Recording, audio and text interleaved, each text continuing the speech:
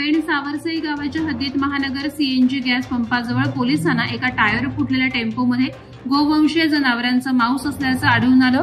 गोवंशीय मांस वाहतुकीचा कोणताही परवाना नसल्याने अज्ञात व्यक्ती गुन्हा दाखल करण्यात आला।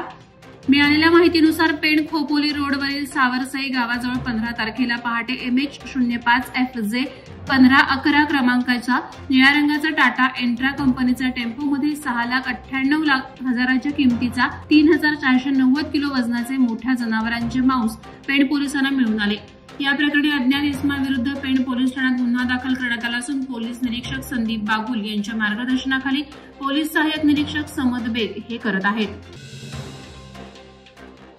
Field archery association of Maharashtra यांच्यातर्फे field archery association of Raigad यांच्या यजमानपदाखाली आयोजित करण्यात आलेल्या 14व्या महाराष्ट्र राज्य फील्ड इंडोर धनुर्विद्या निवड चाचणी स्पर्धा जिल्हा क्रीडा संकुल नेहुली अलिबाग येथे संपन्न झाली।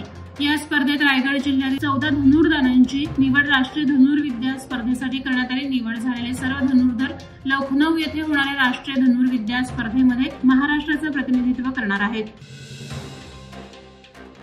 कोपरोली नाका ते खोपटा पूल आणि दिघोडे नाका ते चिरले या रस्त्यावर सतत वाहतूक कोंडीची समस्या निर्माण होत आहे।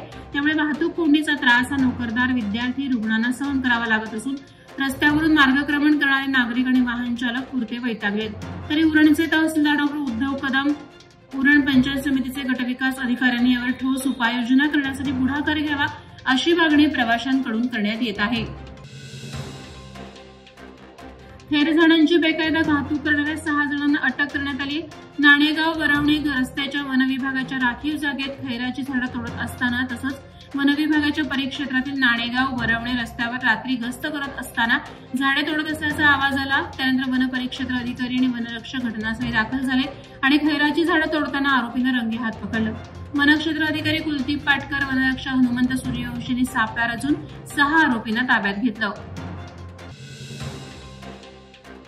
गेल्या काही दिवसात खालापूर तालुक्यातील विविध मार्गावर झालेल्या अपघातात बळी गेलेल्यांची संख्या पाहता अपघातग्रस्तांना गोल्डन अवर्समध्ये उपचारासाठी मदत मिळावी याकरता तालुक्यातील विविध आस्थापना संस्थांसोबत खालापूर तालुक्याचे तहसीलदार अभय चव्हाण यांनी सरनोबत नेताजी पालकर सभागृहात औपचारिक बैठकीचं आयोजन केलं होतं। अपघातग्रस्तांच्या मदतीसाठी सामाजिक संस्थेच्या गुरुनाथ साठलेकर यांनी प्रास्ताविक केलं, तर नायब तहसीलदार सुधाकर राठोड यांनी महसूल प्रशासनाकडून या समस्येवर उपाययोजनांसाठी अपेक्षित असलेल्या लोकसहभागाची आणि सहकार्याची विस्तृत मांडणी केली। या मार्गावरील आस्थापनांनी अपघातग्रस्तांना स्वमालकीची अँब्युलन्स सेवा उपलब्ध करून देण्याचं आवाहन यावेळी करण्यात आलं। लवकरच याबाबतीत संयुक्तिक प्रक्रिया पूर्ण करून यंत्रणा विकसित करण्याचा निर्णय घेण्यात येईल असा आशावाद तहसीलदार अभय चव्हाण यांनी व्यक्त केला। मुंबई पुणे एक्सप्रेस वेवर अपघाताची मालिका सतत सुरूच असून आज पहाटे पिकअप टेम्पो आणि इनोव्हा कारची जोरदार धडक झाल्याने भीषण अपघात झाला।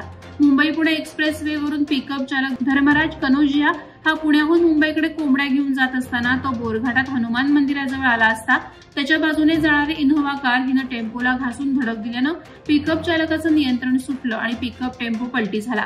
या अपघातात कोणीही जखमी झालं नसून कार आणि टेम्पोचं मोठ्या प्रमाणात नुकसान झालंय।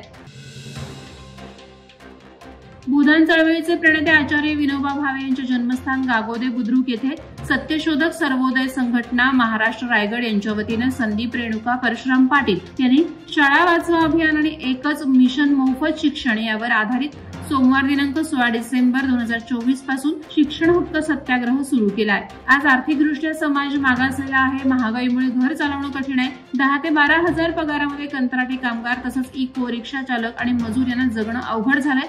सध्या शिक्षणाच्या खासगीकरणानं शैक्षणिक फी मोठ्या प्रमाणात वाढलेली आहे, त्यामुळे आपल्या मुलांना शिकवायचं कसं हाच प्रश्न समाजाला सतावत आहे। हा शिक्षण हक्क सत्याग्रह प्रत्येक व्यक्तीचा, प्रत्येक समाजाचा आहे। आपण सर्वांनी आपल्या मुलांच्या उज्ज्वल भविष्यासाठी या शिक्षण हक्क सत्याग्रहात सामील व्हा असं आवाहन सत्यशोधक सर्वोदय संघटनेचे संदीप रेणुका परशुराम पाटील यांनी केलं आहे। वादळवाडा live news bureau Raigad. Navi Mumbai व रायगड जिल्ह्यातील ताज्या बातम्या आणि घडामोडींसाठी सबस्क्राईब करा वादळवाडा लाईव्ह चॅनल आणि दाबा बेल आयकॉन।